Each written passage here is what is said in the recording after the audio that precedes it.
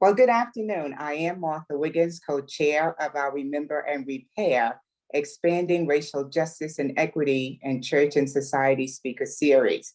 Carol Folk and Poyu and I welcome you to the fourth session of this dynamic series. Just a quick announcement. Toward the end of today's session, you will be asked to jot down 1 to 2 takeaways from the presentation. So we ask that you listen to the presentation with that in mind. We are delighted to welcome the Reverend Jim Keat and 2 special guest presenters, Frederick Joseph and Jeehye Pak. Reverend Keat is Riverside's digital minister, director of online innovation at the Convergence Network, and a digital consultant to various progressive faith agencies and organizations. Reverend Keat's previous positions, oh, the computer's going pretty fast. Reverend Keat's previous positions include education minister at Middle Collegiate Church and Mars Hill Bible Church, along with publishing housework. Reverend Keat earned his Master's of Divinity from Western Theological Seminary, where he received the Faculty Award for Advocacy and Racial Ethnic Reconciliation and the President's Community Life Award. Jim is a divergent thinker, an ideation specialist, and an inspiring minimalist. He co-founded Free and Simple with his wife, Chelsea, a platform to share their airstream travels and thoughts on minimalism and simplicity. Now they're back in an apartment with a toddler and baby number 2 on the way. To find out more about Jim, visit trcnyc.org/remember repair. It is an honor to present Jim to us and to introduce to others our digital minister here at Riverside Church and our speaker today. Jim? Thank you, Martha. It is truly an honor to be here. And I'll be honest, it's an unusual feeling to have my full bio like that read to my own church community and all the guests who are joining us as well. But there you go, Riverside. There's a bit more about me that you might not have known, air streaming and all that fun stuff. And baby number 2 is less than a month away.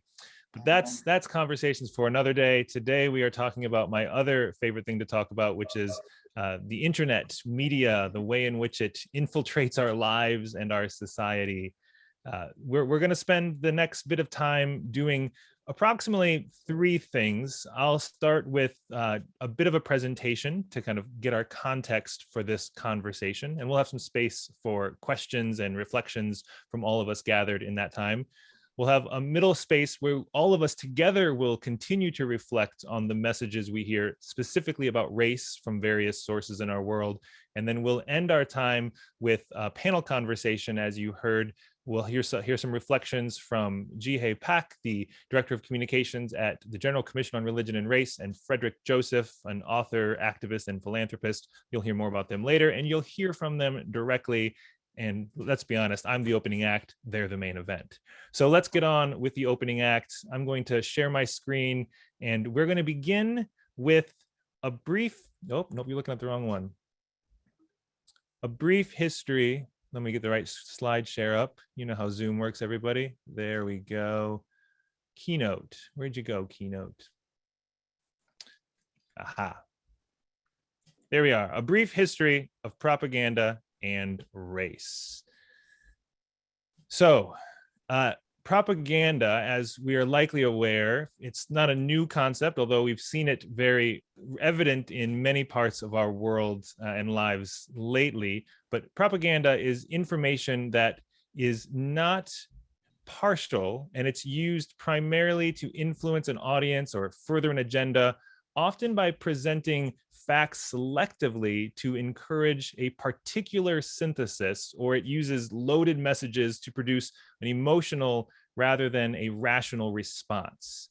Now, I want to first look at some old images of propaganda. These are, I believe, some of the oldest images of propaganda that I could find in my research. The one on the left from 1545, this was propaganda that was distributed to depict the Pope as the Antichrist.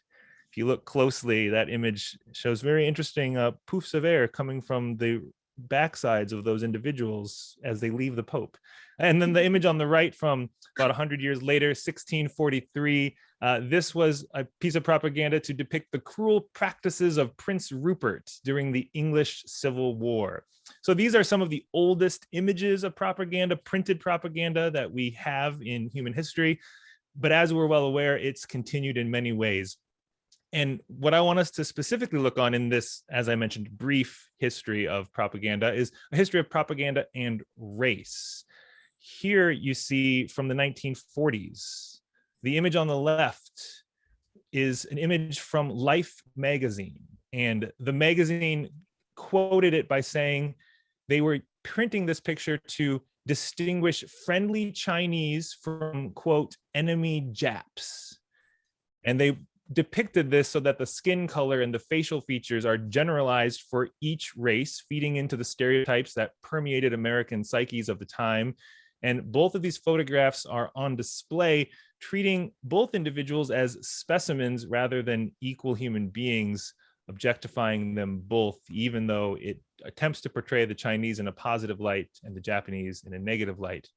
And then a year later, the poster on the right was published and distributed on posters, postage stamps in 1942 after the attack on Pearl Harbor. And its purpose was to embody the entire Japanese nation as is depicted here, a ruthless and animalistic enemy to be defeated. It represents a clash between the two nations, and it illustrates the biased perceptions that developed as a result. These propaganda posters, they prompted cultural and racial hatred that, as we know in our American history, led to massive historical consequences for all of us. Now, as we go back in time, I'm going to bring us back and forth on the timeline here, going back in time a bit, 1828. This piece of propaganda has continued to permeate so many ways in our world today. 1828 is when Thomas Rice appeared on stage as a character named Jim Crow, an exaggerated and highly stereotypical Black character. And 4 years later, by 1832, Jim Crow was a stock character in minstrel shows. Minstrel shows, if you're not aware, they were an American form of racist entertainment developed in the early 19th century. In some ways, they were an early form of media. And each show would consist of comic skits and variety acts and music performances depicting people specifically of African descent. As you see here, Thomas Rice is a white man who darkened his face to play a Black man. Some of the first instances of blackface. And white audiences were receptive to these portrayals of Blacks as singing, dancing, and grinning fools. Now, we all know Jim Crow's long history in our country, but it's hard to see its beginning and the way it was a source of media that continued to propagate the world. But then today, we've moved past all this racist propaganda, right? Wrong. 2017, Dove had an ad. This is where you see the difference between intent and impact. Their ad, it showed various women removing a shirt, and then another woman would appear underneath. And it began with a Black woman pulling her brown shirt to reveal a white woman, because don't you know you want to get soap to make you from dirty to clean, right? That is a bit of a racist impact regardless of their advertising intent. 2018, H&M, the clothing company, put this advertisement up for a piece of clothing for sale. Yeah, there's definitely some racial overtones when you have a Black boy wearing a sweatshirt that says "coolest monkey in the jungle." What? 401. again, their intent, we're just selling a nice piece of clothing, but well, there's definitely some implicit racial bias going along with this. Now, this brief history of propaganda and race leads us to the internet. Wouldn't it be great if the internet could just make everything better and solve all of these problems?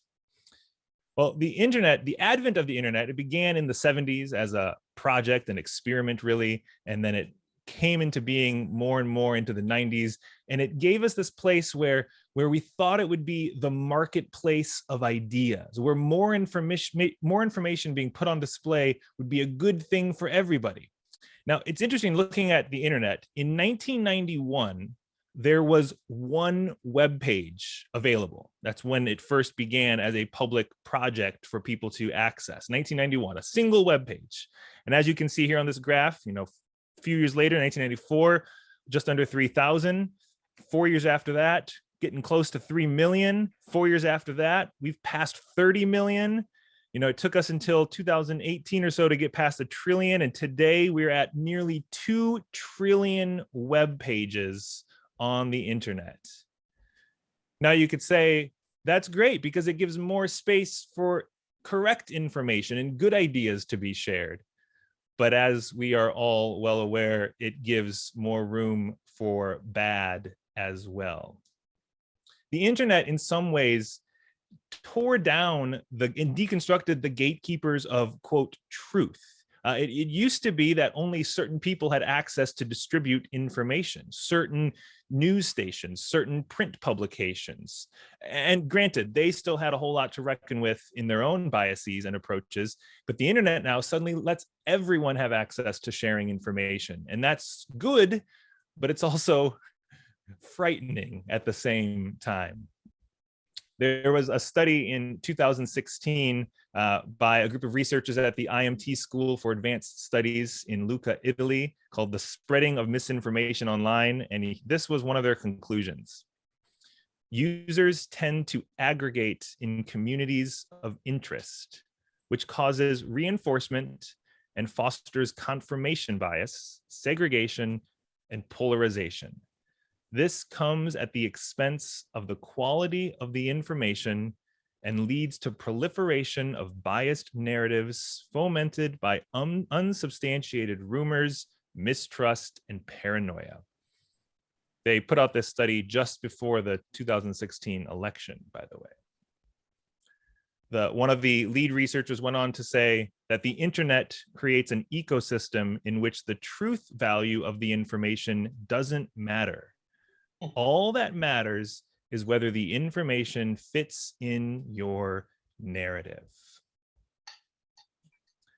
So we've gone a long way from propaganda calling the Pope an Antichrist to now the world we live in with 2 trillion web pages, and people can just pick the one that fits their narrative. Which brings us to how the internet in many ways works today. And we are largely given our information by algorithms, these created programs that queue up the information that is most relevant, or so the algorithm thinks, to us. Which we'll talk a bit more about algorithms in a minute, but I want to start with this question. Can algorithms be racist? The thing that is synthesizing and filtering the 2 trillion web pages and giving you the piece of information on your newsfeed, can they be racist? Well, let's start with a story about Google Photos. You may have heard this story, but I have a part 2 that might be an update that's new to you. Now, in June 2015, a friend sent a 22-year-old software engineer from Brooklyn an internet link for snapshots that they'd posted to the brand new Google Photos service. This is when it just came out, a way of storing your photos online. And Google Photos had a bit of magic to it where it could analyze snapshots and automatically sort them into digital photos based on what the picture might be. So you could have a folder that says dogs and another one that says birthday party, all organized based on the photos you uploaded. Now, this friend received the link, they clicked on it and noticed that one of the folders was labeled gorillas, which made no sense to him. So he opened the folder and he found more than 80 photos that he had taken nearly a year earlier of a friend during a concert at Prospect Park. That friend was Black. Now, he might have just let it go if Google had mistakenly tagged one photo, but 80 of them? So he posted on Twitter, "My friend is not a gorilla." Now, Google hasn't actually, maybe I don't know about now, their initial response to fix this was simply to remove the auto tagged category of gorilla. They didn't even look into how do we address the implicit bias that went into the coding of this algorithm. Someone once said, it's like if you're making a lasagna and you mess up on the first 3 steps and you still bake it anyway, it comes out, it's not going to taste like a lasagna anymore because you put, I don't know, paprika in there instead of pepper. Google didn't, at that point, hadn't done the work to look at how they began their missteps down this long road. And Google is still not off the hook. I don't mean to throw Google under the bus for this whole presentation, but they are the easy target for showing the racial biases that are present in our algorithmic experiences. Google, more recently, this is just in the past couple of years, has been developing an AI algorithmic technology called Cloud Vision that will be an image recognition and classification, very similar to what they use in Google Photos. And someone decided to see what sort of images, how it would classify them. So they uploaded this image. It's of a forehead temperature scanner, an image, an item that we see very common now in the past few years of our lives during the pandemic. And as you can see, it labeled it as technology, electronic device, photography, mobile phone. And then the same person uploaded a different picture, this picture. It labels it as gun, firearm. Now, you might say, oh, that's just because of the angle of the photo, right? It's not because it's a Black man holding this object. Well, someone then zoomed in closer and just uploaded the hand and the item itself. And as you can see from that direct image, it labeled it as a hand and a gun. And then to compare, they changed the skin tone to make it look like a white person. And suddenly the same image, with the only difference being a change in the color of the skin, is read by this algorithm to be a hand and a tool suddenly. So can the algorithms be racist? They can definitely be biased because the biases of the programmers, more likely than not unconscious, but the impact very consciously felt, are present in the source. And more than that, these algorithms are geared to feed off of our biases. You may have seen this image before, the media bias chart, showing as objectively as possible, although my in-laws wouldn't agree, that this is the spectrum of where different media sources skew regarding left, right, fact reporting, opinions, and misleading information. For all those people who say, New York Times and NPR aren't worth listening to, and all you want to do is listen to Fox News, I always like to send them this chart, which they then say, oh, that chart's biased against me. But these algorithms, they are designed, as I said earlier, to give us what we want, not necessarily what we need. This is in some ways the great difficulty we are finding ourselves in in the early stages, almost the midpoint of the 21st century, because the algorithms are less interested in giving you what's true or even what might be most helpful to you. They're interested in giving you what will keep you glued to the screen. Facebook doesn't really, at the bottom line, have it in their interest to give you the truth. They just want to keep you on Facebook. YouTube isn't interested in correcting misinformation so much as they're interested in keeping your eyes on another YouTube video. That's what the algorithms are doing. TikTok, many of you may have jumped into TikTok in these past years of the pandemic. It's a fun hobby. Riverside Church is on TikTok. You can follow us there. You find on TikTok one of the most robust algorithms. And the way these algorithms work is the more you interact with content, the more you like certain content or watch certain videos or read or respond to certain ads, the algorithm says, oh, I'm going to give you more of what you seem to like, more of the things you engage with. So the algorithms aren't giving us what's true or what we need. They're simply giving us what the algorithm thinks will keep us opening our mouth so it can keep on inserting its spoon. Now, some of you might have a little bit of legal history even, and I've been reading about Section 230, which was something that Congress passed, which really is what allows these media conglomerates to get away with this, these media platforms, because the New York Times can be sued for misinformation, but Facebook can't. Because Facebook isn't publishing the article, they're simply distributing it. And we get to choose which articles we read. Only the algorithms are choosing which options we have to select from. So this is the muddied waters we find ourselves in. This is the brave new world we are being forced to set foot into to discover what might be next for us. Which simply leads to the question, so what are we supposed to do? What do we do when throughout so much of human history, we've had propaganda, so much of it with racial overtones, undertones, and direct implications, and now we're at a place with these 2 trillion and counting websites. What are we even supposed to do? Well, I think this is where that media bias chart actually comes in handy, because it's important to be aware of the unconscious and implicit bias, both within ourselves. Where do I tend to lean for my news information? And the implicit bias in the platforms themselves. When we can recognize that, oh, I do tend to only take in news sources that lean to one particular side or the other, that is going to impact just the narratives I hear and the ways that they talk about different issues, race, as we're talking about in this series, being one of them. And what else are we supposed to do? We need to challenge that misinformation where we find it. Sometimes it's disinformation, where they're intentionally saying it to lead to a wrong conclusion, or malinformation, where it's information that seeps its way into our minds to grow like malware. But the point is, we must do something, because these media machines, they thrive when we do nothing. When we simply sit back, swipe, scroll, tap, and take in whatever is given to us. So this is not going away. The 2 trillion websites, I'm guessing, will become 3 trillion within a couple of years.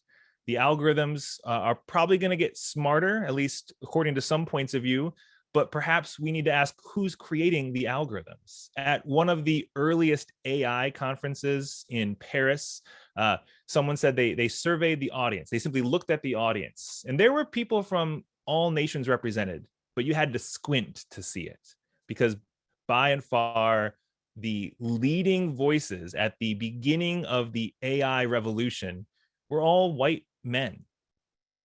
And what does that say for the code that's being built into this artificial, quote, intelligence? How do we engage the biases in the media, and how do we engage our own unconscious biases as well?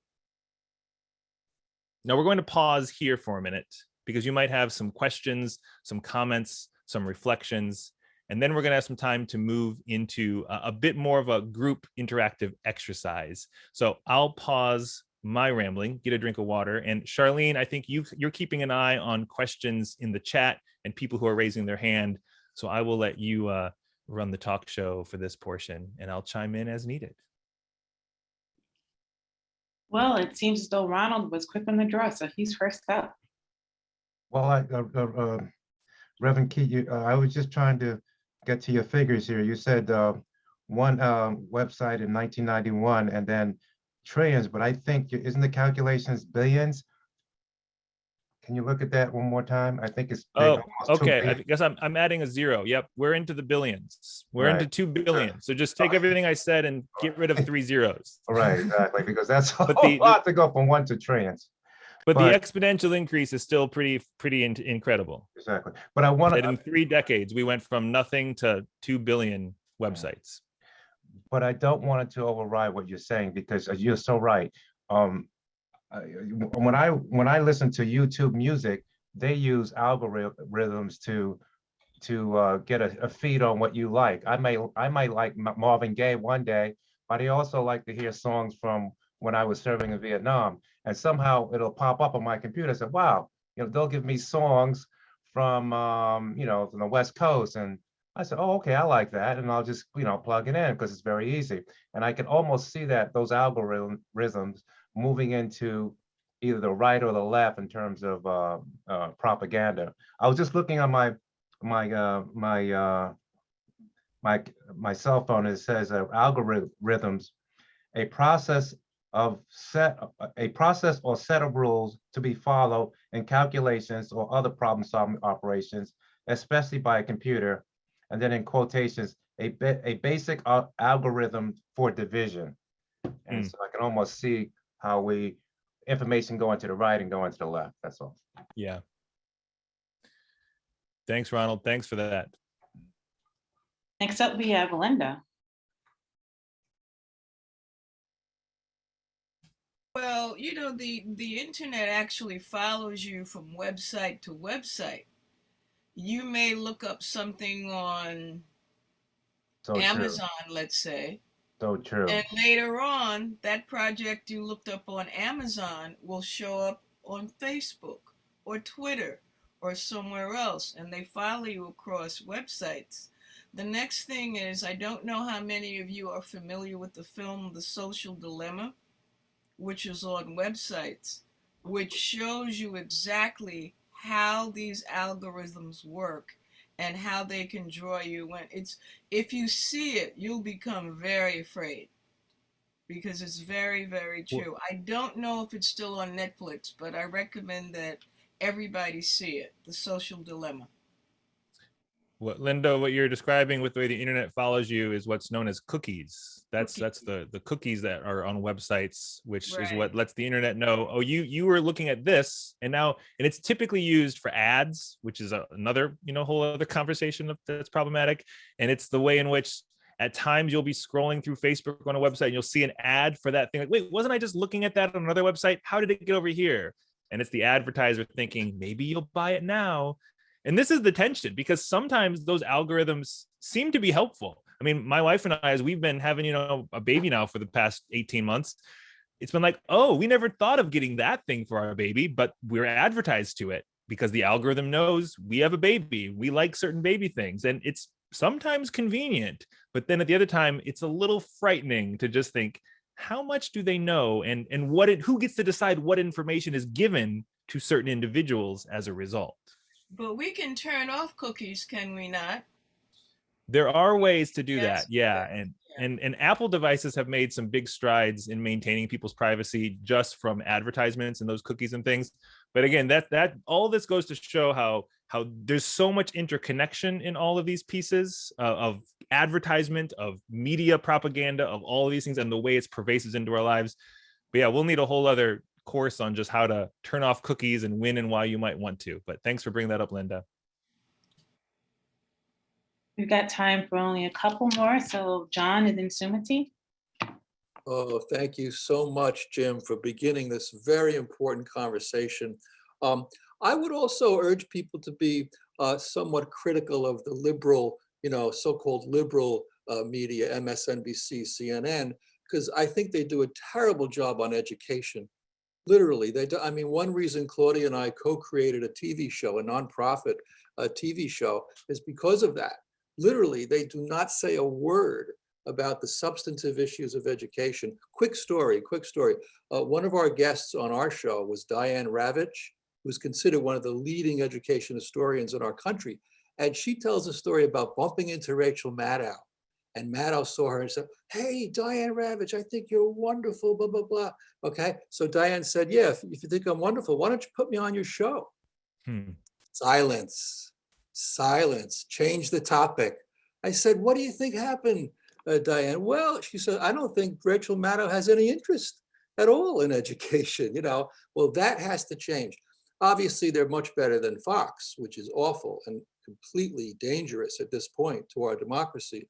And I have drafted a resolution for my political club, the Village Independent Democrats, calling on the FCC to pull the plug on Fox, to revoke their license. And if Riverside would like to sign on to this, please, by all means. I mean, there ought to be a protest in front of Fox News. You know, the clergy from New York should be there with picket signs, you know, pull the plug on Fox. I mean, and if Ronald Reagan never repealed the Fairness Doctrine in 1988, we wouldn't have media like Fox, okay? Final point. The movie Birth of a Nation has got to be talked about here. It was a horrific piece of racist propaganda from 1915, but it was not the original feature American film. A movie starring this woman right there, Blanche Walsh, who was my relative, called Resurrection, based on a Leo Tolstoy novel about love and social justice, came out in 1912. But because it was lost, and because we're living in a society, a patriarchal society that forgets great women, we have forgotten about that. I'm on a campaign to educate the world about the true birth of Hollywood, which was a lot more loving than a lot of people have any idea of it was possible. So that's another project. If you'd like to know more about, I'd be happy to share with you. It's the true loving birth of Hollywood in a movie based on a novel by Leo Tolstoy, which was his third great novel and much more radical and political than War and Peace and Anna Karenina. Tolstoy, remember, was a pacifist too. He influenced Gandhi, who Gandhi then went on to influence Martin Luther King. So you got this Tolstoyan link between, you know, Tolstoy, Gandhi to King. And the reason he wrote the book, Resurrection, was to raise money for a spiritual group called the Doukhobors in Russia, who needed to get out of Russia because they were being persecuted by the Tsar. It's an incredible backstory. More Americans need to know about this. John, thanks for bringing that up. Always appreciate hearing from you. Thank you so much. Thank you. I think we have time for one more. Sumati, would you like to? Yeah, I want to know how we fight this. I mean, I struggle with boycott, getting off of social media. But, you know, Facebook is a wonderful way of connecting with friends, including you, Jim, seeing pictures of your baby. So, you know, beyond, what do we do? I want to know what I can do. Can I fight this manipulation that's going on? Yeah, that is the big question, because there's lots of problems at the same time. There's the structure itself, and then there's the way in which it's being used. You know, and in this conversation in particular, we're looking at the ways in which the media is used to propagate specific agendas about race and racism. But the entire spectrum, the entire structure is one that needs to be called into question as well. And the reality is, it's not like this is anything new. It's just at a larger scale. Because like I said before, we always have had gatekeepers of truth. We've always had certain publishing houses who disseminated their information the widest. We've had certain sources who could have the largest reach, and they might skew to one side or the other for their ideologies. But now with the advent of the internet and platforms like Facebook and Instagram and YouTube and Twitter and TikTok, now it's just such a wider reach for everybody. And there's the level of publishing information has been, that barrier has been removed, but in some ways so has the barrier for fact checking. But it doesn't mean that there was misinformation previously. We didn't live in a world before the internet where there was never misinformation, because as we've seen in racist propaganda, that's also not the case. There's always been misinformation. So in some ways, it's the same, what do we do? It's the same question we've hopefully have been asking, and I know many of us here in Riverside has been asking, but now it feels more pressing because the sources are all around us, not just in the physical newspaper we might get, or the news show that everyone's watching at the same time to hear Walter Cronkite. Now we can choose Joe Rogan versus, you know, Diane Reeves. And how are you going to decide where the information comes? So this is a bit of a vamp to just, one, recycle it by saying it's not a new question. It's not a new problem. It's maybe a bigger problem only because there are more points of noise around us vying for our attention. And in some ways, That's the thing all these sources are after. Maybe they want your money. Some of them are into that capitalistic mentality, but really they're after your attention. They're recognizing we all have the same 24 hours in the day, regardless of your paycheck. We all have the same 24 hours. And how are you spending your attention? What are you looking at? What are you giving your budget of eyeballs and ears to? And so I think part of it is to do that work of auditing ourselves. What am I looking at and listening to? And what am I encouraging others to do the same with? That's some of what we heard earlier being said about the controversy with Joe Rogan and Spotify and artists leaving the platform because his content is on the platform providing misinformation. Well, what are we going to choose to listen to? And then how can we advocate for political legislative change to hold these large companies accountable? Because the other reality is we live in a world that has certain laws on monopolies and various things. And those were written and they've been updated to some extent, but they weren't created with the modern internet infrastructure in mind. As we've all likely watched the footage of congressional hearings as they're talking to Mark Zuckerberg or others, it's sadly embarrassing at times when some of these elected officials are spending their time in those congressional hearings asking questions that just show they don't even know what they're asking questions about. So part of it is we need to both audit ourselves of what sources are we taking in and encouraging others to, and then we need elected officials who know how to handle these wicked problems that exist today that are similar, but they are drastically different at the same time to previous ones. So that's a broad answer to your very good question, Sumati, but thank you for raising it. That's a whole other education series in and of itself, I think. Thank you. Charlene, I think we have time for the final hand that's up. I saw your comment in the chat, so let's hear from them too. Okay, first I want to say the comment Reverend Livingston put in the chat, which was attention is money, and that is key.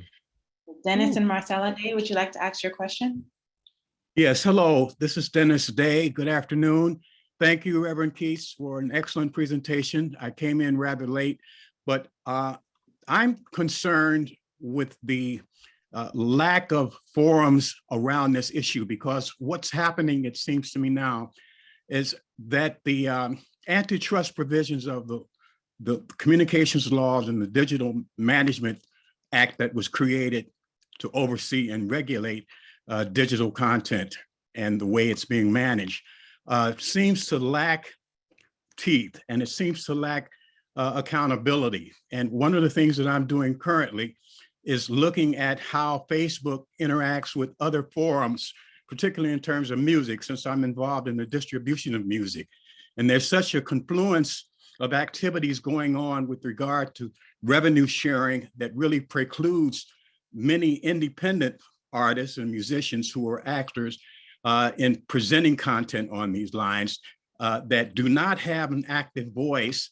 And as you pointed out, the legislators and the Congress does not seem to be cognizant of the degree to which these issues are impacting on small businesses and those with aspirations of breaking into the music industry and the other arts industries.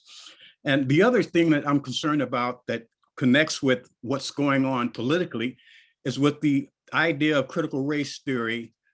These algorithms now seem to be designed to really exclude any talk about race or any talk about diversity that may impinge upon a narrative that Facebook and the other social media entities would not like to entertain. So it's really an outdoor, it's really an outlet for them to escape their obligation to be fair in reporting. And so the reportage is being, as you indicated earlier, really connected with algorithms that seem to oppress information as it relates to anything that may be tangentially related to critical race theory or race discussion or diversity, or the keywords that they cite to pull any information that may be out of favor with the corporate entities at this stage.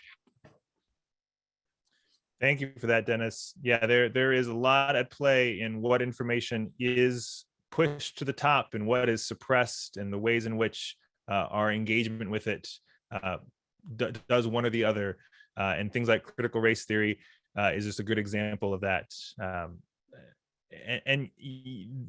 never would have thought that a computer science engineer, the people who are creating these algorithms, would hold so much power in the way media is shared and consumed in our world. You would have thought it was the top of the head of the New York Times, or the biggest publisher, or the journalist winning all the awards. But in some ways now, we have, because of the internet, the people are able to design these internet applications and algorithms. Those are the people who are now becoming the new gatekeepers of that truth in so many frightening ways at times. So maybe along with needing some new legislators, we need some people of good moral conscience to, go into studying computer engineering and computer science so they can crack this racially infused code as well. Thank you all, though, for all of your questions and comments.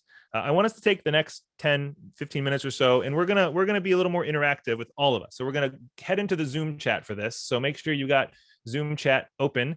And I want us to we're gonna start with this question, and then I'm gonna give a few specific prompts. How do we know what we know? We live in a world where we hear so many different sources telling us things, as we've been discussing, and we're really going to focus on the way in which they offer messages about race and a racial bias, perhaps. Just a couple weeks ago, January 19th, Mitch McConnell, as he's coming down an escalator, he says, if you look at these statistics, African-American voters are voting just as high as a percentage as Americans. Interesting contrast you made there, Mr. McConnell. African Americans and Americans. But at the same time, we hear messages that are racially infused even in our church hymnals. 1876 is when the hymn "What Can Wash Away My Sins" was written, and it has a line that says, "That makes me white as snow." Now, okay, it's a metaphor, but when the color is so directly connected there to salvation, and at the same time, a skin tone, whether we mean it or not, this is where we quickly understand impact is always more important than intent. You may have intended one thing, but what is its impact?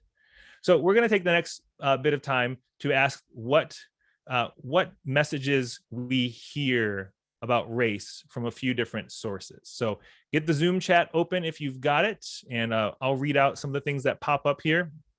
What messages do we hear about race from the news? We've had a bit of discussion on this, but go ahead, drop in just the messages we hear about race from the news, because we hear a whole lot. We'll hear some that might seem quite helpful, positive, some that are very skewed, misinformed, malinformed. Go ahead, type a few comments in the chat. What messages do we hear? Crimes. Oh, Doug writes crimes. Yes, you hear just the language they'll use about them. Focusing on unrest. Appointing a Black woman to be the Supreme Court is affirmative action. Oh, yeah. Terrorist versus shooter. It's interesting how that always depends on the color of the skin. Riots versus protests. Jim, you misread the quote. Oh. Appointing a Black woman to the Supreme Court is affirmative racism. Oh, Charles, I clearly misread it. That shows my own bias in seeing that phrase. That was the senator from Mississippi. Wow. Thugs. Yeah. Thugs is definitely a racially embedded word. Dominance of reportage of crimes. Okay, let's move to another category. This is great. What messages do we hear about race from political leaders? There's a lot of overlap here. This is dovetailing off of what Charles just was saying and quoting. What messages do we hear about race from our political leaders? I quoted Mitch McConnell earlier and his not so Freudian slip. I don't see color. Oh yeah. Reverse racism. Yeah, we get seemingly bad messages from Republicans, especially Trump. It's interesting how Trump liked to, tout that the Republican Party is the party of Lincoln. Well, even Lincoln took some arm twisting to get the Emancipation Proclamation rolling. Yeah, I'm not a racist. Or I think it was in one of the presidential debates when Trump said, I'm the least racist person in this room, which I thought was interesting because in some ways he's admitting he's racist then. The squad, oh, jihadists. Yeah. People of color don't deserve the rights of citizens because they are here legally, aren't really Americans, or aren't representative of real Americans. Black votes were not legitimate. Yeah, why does it seem that certain areas of the country were scrutinized more closely for vote recounts in the last election in 2020? Great comments. One last category. Can't take the church off the hook either. What messages do we hear about race from the church? I've got a, there's our own Riverside Church on the left. On the far right, there's Jerry Falwell and why am I blanking on his name? From Texas, mega church, Lakewood. Joel Osteen, that's the guy. All these white conservative preachers look the same, don't they? No. And then a few denominations, the UCC, of which our congregation is affiliated with, the Southern Baptist Convention, which we are not affiliated with, and the United Methodist Church, which has been for a long time and is still in the midst of a whole lot of potential schisms and controversies that are in many ways still racially encoded. What messages do we hear about race from the church? Still, most biblical characters are depicted with primarily European features. Thank you, Dr. Burchett. That is so true. Yeah. Either nothing, i.e. the status quo is fine, or it's better to be outwardly racist than lose political power and authority. Lori Brooks, thank you. Yeah. Leonette says that the racial equality is an ideal it should be involved in promoting. Yeah. Emily Anderson, Dr. Anderson says, not much about race from churches. I mean, at Riverside, we are a bit of an outlier there, we're all aware, but there are many, many spaces where I talked to some of my friends who are pastors around the country about the sermons that are preached at Riverside. And I share some of Reverend Livingston's sermons with them. And they're like, you can preach that kind of a thing at a church? Yeah, I think that's what you should be preaching at a church. Thank you for all of your remarks. The point of this is to just point out the ways in which all of the spaces we are participating in tell us something and send us messages.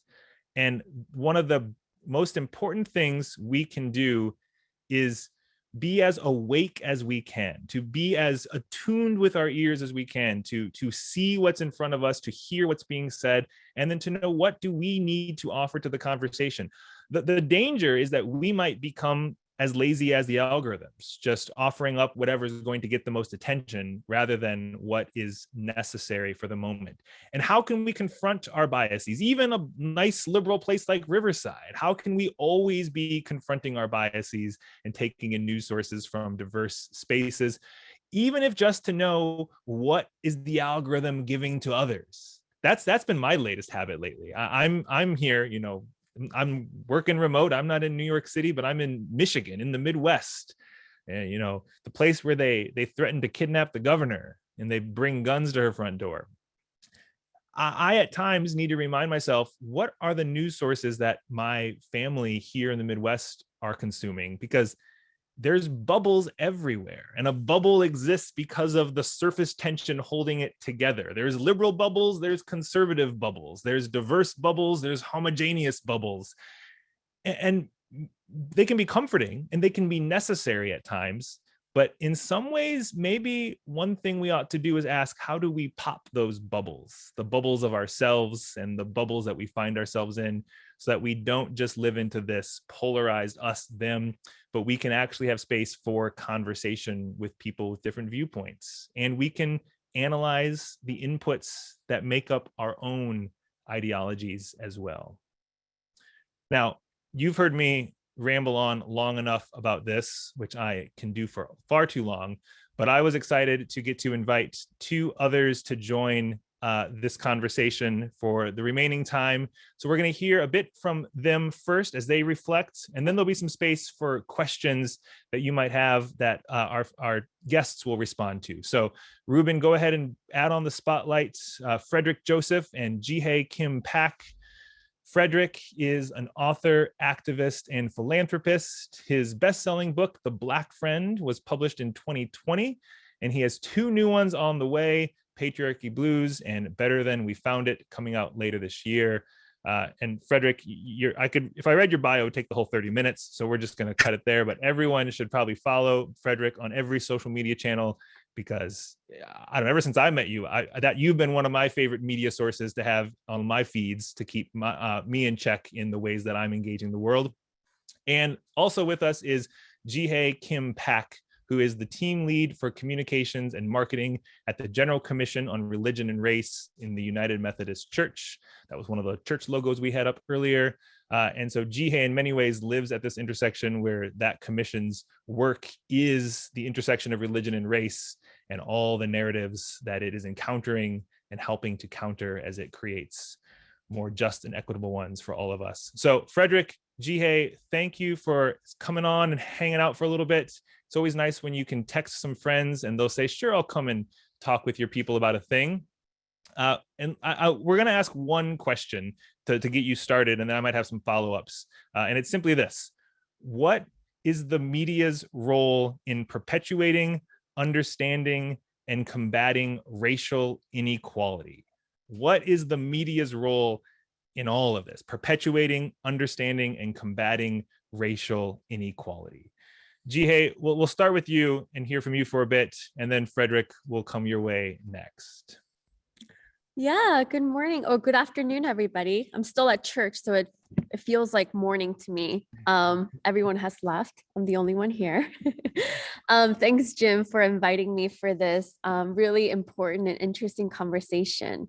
Yeah, I thought about this, about the media's role, and I thought, I work for an agency of the United Methodist Church. And so we really just communicate with the United Methodist Church world. And so I thought, well, we're not really the media, are we? Compared to NPR, Fox, the entertainment industry. But I really do see a connection that, anything that anybody puts online could be an influence for anyone else that reads it. And media really does have this role of influencing our belief and value systems and how people relate to each other. And what information the media presents to the public regarding, whether that's a particular group of people or, a particular people from a race or culture, it really does become how the public learns to understand the behavior, expectations, and the image of others. And I thought of my own background. I'm a Korean immigrant, 1.5 generation, because I came here when I was 5. So I don't really relate to the first generation like my parents, but I'm not quite second generation. And when we first immigrated to the United States, my parents, they came here when in their 40s, in their 30s, late 30s. They didn't know any English. They didn't already have a community here. So they really found community with other immigrants, Korean immigrants. And for them, they were in a very homogeneous community, and they had no interaction with white people, Black people, Latin American people, except for, at the grocery store, or maybe there were neighbors, but they didn't have any relationship with them. And the only way that they learned about them was through American media. And who controls American media, especially in the 80s and 90s, I mean, compared to today, there's much more diversity that we see in media. But back then, they only saw and heard and learned from what was on TV. And what was on TV for them was that Black people are bad, they're criminals, right? And I think there was a study that said that on on average, Black is used, the word Black is used 3 times more in news reporting than the word white. And the overusage of Black, you know, it becomes a microaggression. It becomes this influence for people who are listening to make a connection that Black people are criminals, because that's what we've been seeing on the news over and over again.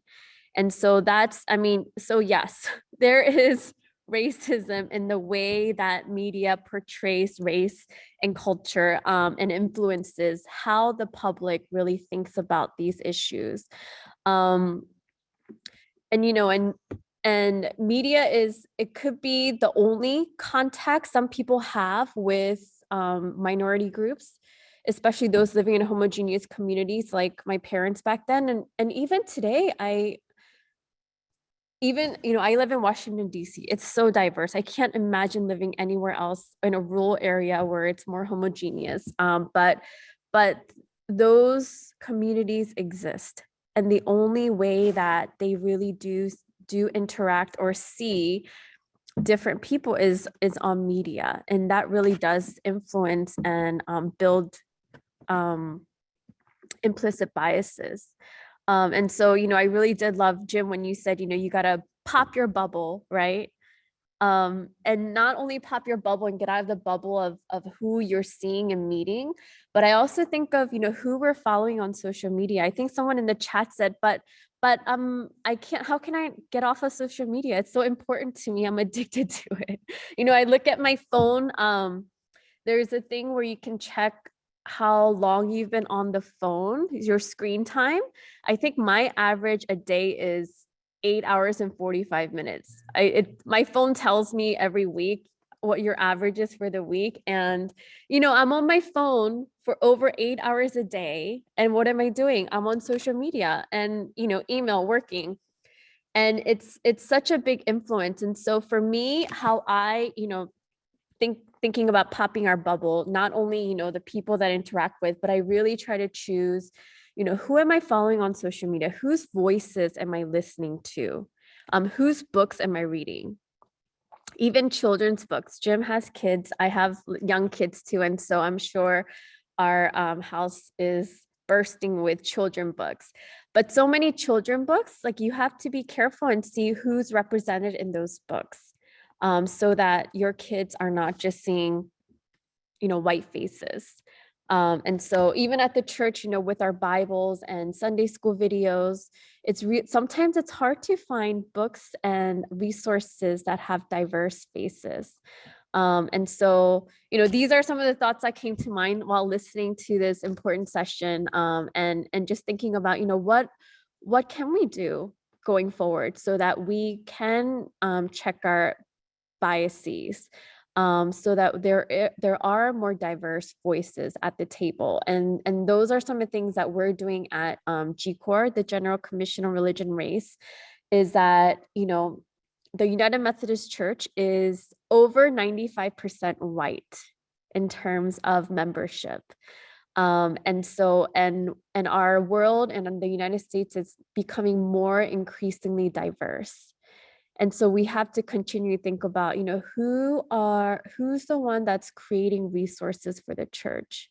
You know, who are our leaders of the church, where, you know, it's although 95% of the church are white, you know, our leaders are also becoming more diverse. And so at GCOR, we're really making sure to bring out those voices, the voices from other communities that maybe more people have not seen or heard, and making sure that we're hearing their concerns, we're hearing their needs and challenges, and bringing some of that diversity to the table. Jeehye, that is so well said. And especially, I always resonate so much with the work that GCOR is doing. And, you know, I'm honored to get to collaborate with you on some parts of it here and there, but everyone should, if you haven't, gcorr.org. Gcorr.org is the website for the General Commission on Religion and Race. And that is definitely a great resource for all of us, even if we're not United Methodists. Riverside isn't a Methodist church, but there's still a lot we can learn from our ecumenical siblings, and the work of GCORR is, I would say, at the forefront of that. So Jeehye, we'll come back with some follow-up questions and specific questions and other questions from all of us here on the call. But Frederick, I want to shift the microphone your way and hear from you about media and racial inequality. What is the media's role in all of this, in perpetuating it, in understanding it, in combating racial inequality? Yeah, well, first and foremost, Jim, thanks for inviting me. It's been a while. I feel like we haven't been able to like see each other in some time. So I'm excited to be here. And Jeehye, I had some time to look into you, and you're just absolutely brilliant. So this is just a wonderful space. Thank you for having me, everyone. I am a firm believer that the media has the greatest role, quite frankly, in the complicity, amplification, platforming of racism, and most of the issues of why in certain ways we don't see progress at times, right? And I think that the first thing to establish is, what is the media, right? Because Jeehye brought this up, social media, right? And like the advent of these new media channels. But when we think about it, I don't think sometimes we have updated our personal and social dictionaries in terms of what the media actually is, right? Because you have things such as podcasts now. You have not only like social media used to be Facebook and MySpace, but now you have TikTok and Instagram and Twitter and all of these different platforms. And realistically, every one of us who's on social media in our own way is the media, right? So, and when you look at things like that, like you take myself, for example, I think on between Instagram and Twitter, I have about 300,000 followers, right? So what that actually means in terms of impressions is that on a monthly basis, I get something around 40 million impressions on the things that I say every single month. And I don't think that we've taken a second as a society to understand how powerful that is, because it's not just a matter of people who are progressive who have those types of impressions, right? It's not just people who are anti-racist, anti-patriarchal, so on and so forth, who have those impressions. It's also people on the other side, right? And I think specifically right now about something that came out yesterday, a person who just, anyway, Joe Rogan, right? So, many of us on this call have heard of Joe Rogan before, and we have an understanding of who he is, but I don't think sometimes we understand how powerful he is, right? And I'm going to use him as a case study for the implications of the media. So not only did Joe Rogan, it came out that he had said the N-word on over 70 podcasts, right, that Spotify had to remove. He's also been deeply, deeply problematic, racist, transphobic, anti-vax, so on and so forth. And he's used this platform that is actually more powerful as an individual than whole news outlets, right? Like, think about that for a second, that Joe Rogan by himself as an individual is more powerful than many news outlets, right? And because of the amount of viewership, listenership, support that he gets, Spotify has all been but complicit in this, right? And the reason why this is important is because the influence is directly seen in real time everywhere around us. Even with using the horse tranquilizer, I forget the actual name for it, ivermectin or whatever it was, you had hundreds of thousands of people going out and using horse tranquilizer because it was suggested by people similar to Joe Rogan, if not Joe Rogan himself, right? So what happens when you have people being racist, right? What happens when we normalize the N-word as an example, right? When we normalize the N-word in our media, it seeps into the culture of who we are as people in our society. And now what went from being one person using the N-word as if it's just, the word hello, becomes hundreds of thousands, if not millions of people doing the exact same thing, normalizing those things. And I think that that's the danger of this moment, right? Because at the end of the day, when you have, let's say, I don't know, Fox News, right? Which, wherever you stand politically, we can probably all agree that there's been, moments where Fox News has not always gotten it right. I'll just put it that way, to say the least. But we understand that there's a certain level of decorum, there's a certain respectability politics that they have to adhere to on a baseline, right? Like they can't do something like say the N-word on air. It's just they cannot do that, right? But an individual who is just as powerful as they are can do that whenever he wants to, however he feels like, right? So when we have this culture, the way that the media works now, again, podcasts, social media, individuals, their individual ideas, their individual hatred, bigotry it becomes so widespread that like it truly is a danger I don't think that we're considering, right? Like when I look at my own mentions and things like that, sometimes I have mentions and attacks from people who don't even live in this country, right? People who live on the other side of the world. Do we actually understand how the media has also become global, right? We live in a global information and communication age. And that truly means something powerful for fighting oppression, because that means that not only, what's the old adage that bad news flies faster or moves faster than good news, right? But the same kind of see the exact same thing with oppressive thoughts, right? With bigoted thoughts. They disseminate much quicker than any thoughts of progression, right? So when you have someone saying, like, again, Joe Rogan, oh, the N-word is fine to say.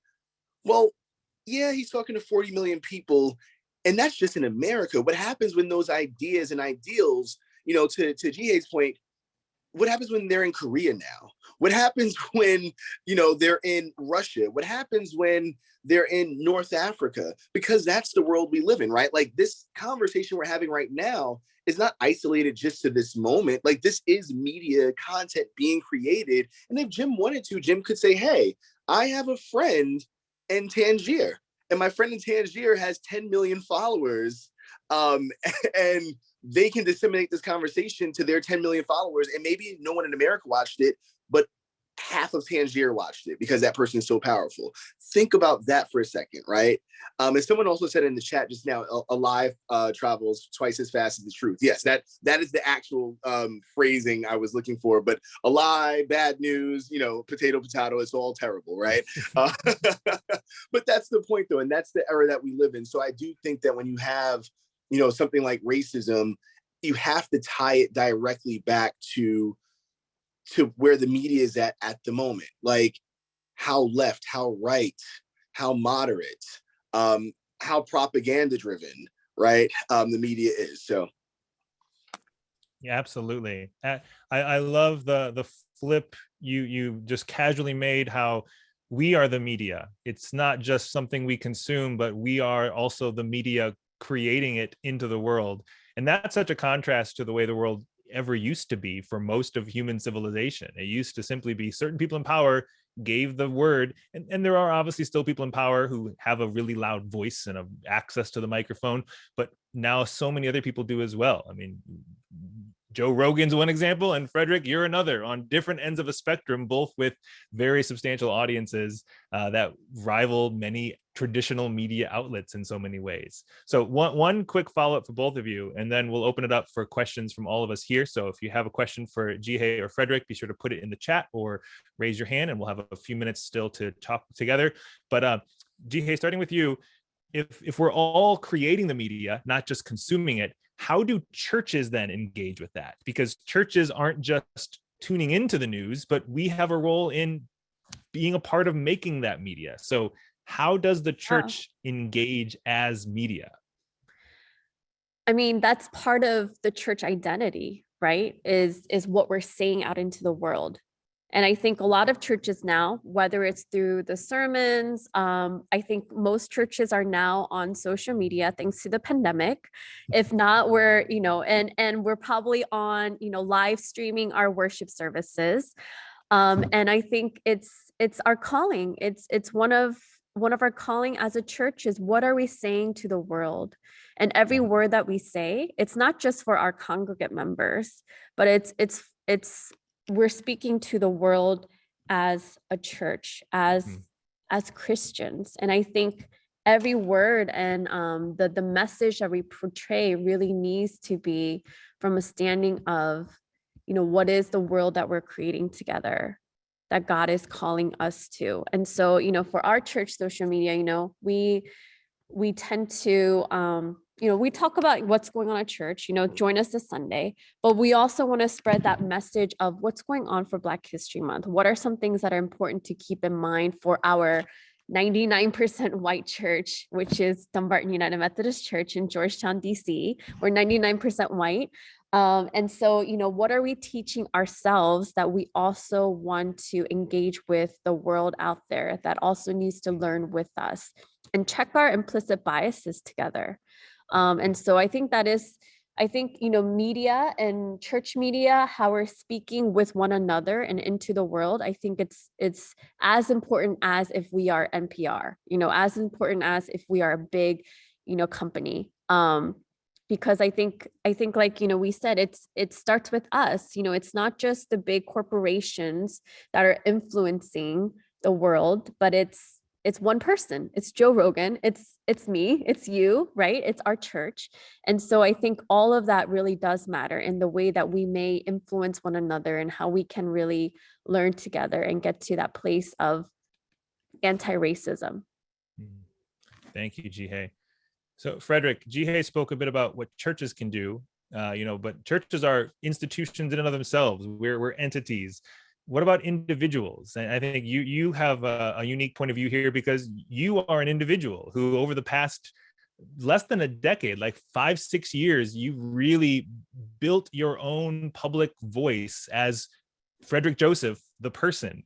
How can everyday individuals take seriously the role, not just to consume media, but to be a part of that intentional creation of it in the world? Well, it's interesting because I think that I would say the same thing about individuals that I would say about the church, right? Jeehye mentioned NPR, and I think oftentimes we as individuals, we as people belonging to institutions, have to realize that the one thing that NPR doesn't have that we have is the ability to not only give information, but also give moral courage, right? Mm-hmm. And I think that that's the role of all of us, especially for myself, someone who comes out of a, theological background, so on and so forth. My understanding of the world is that if I have a voice, if I have access, if I have resources, I have to use those things, use the hands that I've been given to do good work. So that doesn't have to mean that you're doing good work to 100,000 people. It doesn't mean that you're doing good work to 1 million people. It doesn't mean that your good work has to come on a podcast. It doesn't mean that your good work has to come on Instagram or Twitter or TikTok. That good work as an individual can come in conversation with someone who can be better than they were earlier that day, right? And I think that that's how I view the entire world and the way in which I try to move through it. How can I help other people become better every single second, every single day, right? And again, I think that at the very core of the church and most institutions that are built on moral courage is that idea and that ideal that we need to be striving for, right? Like if I'm going to have, if I'm going to say something on Twitter, right? I'm not going to say something without considering how can this harm? How can this serve good? How can this serve progress? What am I doing with what I have, right? And I think that that's the question everybody has to ask themselves every single day. And the last thing I'll say about this is, as individuals, unpack your privilege every single morning, right? When I get up, I try to take stock and inventory in the mirror of like, hey, today, what privileges do I have when I'm leaving my bed, right? I am a cisgender, heterosexual Black man with all sorts of class privileges and things like that. So if I have those privileges, how can I use them to support somebody who doesn't, right? And if you do that on a regular basis, as it pertains to race, as it pertains to patriarchy, as it pertains to classism, as it pertains to religious persecution, that is how you'll start making changes as an individual to help better the world one day at a time. I feel like we're getting a little bit of church going on in here. A couple sermons coming up in these comments. I like it. I like it. You're in good company for that. Well, we have a bit of time left for some questions from people. We've covered the gamut in this time together, from the history of racist propaganda to what the internet has done for good and harm, and algorithms role in it all, and how do we engage this perpetual fire hose of media onslaught from 2 billion. Thank you for the fact check on that earlier, Ronald. 2 billion websites that exist in the world.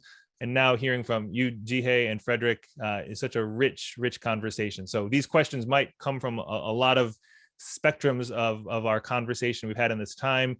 Charlene, I know you've got an eye on the Zoom chat and people with their hands raised, so I will let you queue up those who are in line with a question or a comment.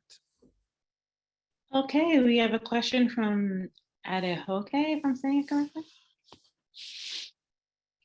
Adejoke. Thank you, Charlene. Thank you all on the panels. I've actually been thinking about the right place and time to share this comment, and this seems to be appropriate. It's a comment and a question. I was recently teaching a group of youth, and I think about this. I'm an artist, but I'm also coming at this as an educator, about the idea of repurposing and recycling materials and saving the earth, and how to use that in art to produce great art. And I held up a brown paper bag to a class of 5th graders, about 10, 11 years old. I said, oh, we're all used to, working on white paper. This one is brown. Why do you think it's brown? Several students raised their hand. I picked on one student, and he said, because it's bad. And my heart just sank. And I really did not know how to respond. My immediate response was obviously no. It's actually better than the white paper because it's recycling, because brown paper comes from trees, because brown paper is something that will go back into the earth to help save our planet. And that was the point of the art class. But his immediate response when I tried to distinguish brown paper from white paper was that brown paper was bad. And so my question to anyone on the panel is how you would have responded to that. Thank you. Jeehye, you've got a couple kids who are in, I know at least they're both in school right now. How would you respond? High school. Yeah, I mean, I think kids are not too young to learn about racism. Black kids, kids of color learn about race and racism as soon as they encounter it, right? When they're young. And so they're never too young to learn about it. And so I would ask the question, why do you think brown paper is bad? Or why do you associate brown with bad? And I think, having an open, honest conversation of why you think that or kids think that, I think that's a good start. And even to mention the stereotype of why some people would think that or why they thought that. And I think it's really undoing the racism that's been embedded in them. It really just starts with having an open dialogue and conversation about that. And I think with kids, with my kids, I'm very, very open about racism and racial disparities. I live in Washington, D.C., and we live in a very, very diverse neighborhood. And it's one of my, it's a choice to live there because I want my kids to grow up in an area where it's it's diverse, and they encounter people that are different from them, that look different from them, from different backgrounds from them. And I want them to know about racism and what the stereotypes are, so that they can recognize it and they can challenge it when they're able to. Frederick, your first book was written with a youth audience in mind, although I think every adult should read it as well. So with that in mind, how would you respond to a child who looks at brown paper in this way? Yeah, well, first and foremost, I think that Jeehye hit it right on the nose. You know, I one thing I say in my book is that if Black and brown children aren't ever too young to experience racism, then white children shouldn't be too young to learn about it, right? And I think that we do a disservice to our young people because sometimes we think that they're not ready for certain information that they've already began internalizing, right? So what we need to do, instead of just, you know, in certain instances, and I'm not saying anything was done wrong, but, you know, when we say no to certain things, when we like push back, we need to push back and help them find an answer, right? We need to actually unpack and unravel what they've internalized and what they've seen and things like that, and help them within themselves. Like, again, it's like taking personal stock, as I mentioned before, of like their own thoughts. Like, why do you think that about this bag? Why do you think that about this color? Because when you see when children do that, it helps them, and adults as well, right? When you see people do that, it helps them not only understand what they shouldn't do, but the moral aspects of why they don't even want to do it, right? So that's what I think that we need to do going forward with young people and people as a whole. We're coming towards the end of our time together, and I know there's a few hands raised, so I want to make sure we especially hear from some voices that we haven't heard yet. And Dr. Akome, I see your hand raised in the line. Could we hear from you next? Oh, I would just thank you very much. It's been wonderful. If you can just read the comments that I put in, it's kind of lengthy, but the last part of it is, do we really need social media in our lives? That's a good question. Yeah, I see you sent that to me directly. I'll read it here.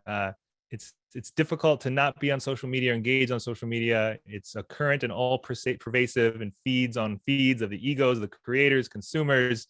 And I think you landed well with that question. Do we really need social media in our real and realistic individual and congregate lives? Frederick, let's start you. A lot of your life is on the social media. Do we need social media in our lives? You know, I actually have been planning my divestment from social media for quite some time, right? And I'm trying to give it like another 3 or 4 years, just make sure a few more books are bestsellers, and then I don't have to have social media anymore. But the reality of it is, I don't think that we need it. It has been I think that if we look at a percentage, I think that 30% of it is a tool for good, and I think that 70% isn't, right? And until that like teeters in the other way, that's where I stand. But I'm very quick to tell people to not just jump off, because we still need a counter narrative, right? There still needs to be someone who exists in opposition to the Joe Rogans, right? Like if none of us actually use these platforms and use our voices to say that this is wrong, right? If India Ari, a Black woman, hadn't stood up and said, hey, Joe Rogan's been saying the N-word, remove my music from Spotify, who's going to hold him accountable? If Neil Young and Joni Mitchell didn't say remove my music from Spotify because he's an anti-vaxxer, who's going to hold him accountable, right? And social media made those things possible. So the only reason I really think we need it now, until the pendulum swings in a positive way, is counter narrative, quite frankly. And that's the call, where we all become part of the media. We don't just consume it, but we have to actively engage and create a different narrative. Regina, I see your hand up. This will be our last question or comment before we wrap up our time. But Regina, what is it that you have to say to us today? Things that has crossed my mind is that sometimes the people who are the worst perpetrators in terms of keeping racism alive will tell you about their right to free speech. And I think the problem is a lot of people don't know that legally that your right to free speech is not absolute. But the problem is, I don't think we're going to get away from social media because of the power of connection. It may not always be the right connection, but it's still very powerful. If you get rid of it, there's got to be something else in its place. So the only thing I can say is, for what we can do individually, when we're reading these stories, I think the first question we should ask ourselves is, who is spreading this information? What is their reputation on that? And is what they're saying possibly true? We don't ask the question often enough, I think, about whether or not the information we're receiving is true. And that would be the beginning of, I think, pushing back against the purveyors of this hatred that's going on right now. So that's all I wanted to say. Thank you, Regina. Thank you for sharing that. That is a good addition and an echo of what we've been talking about here. Thank you.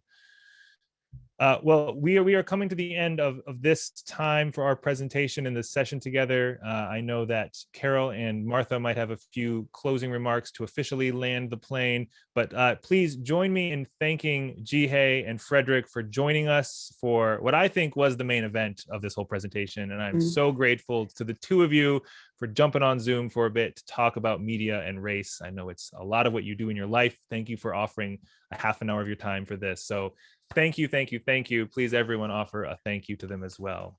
Thank you so much.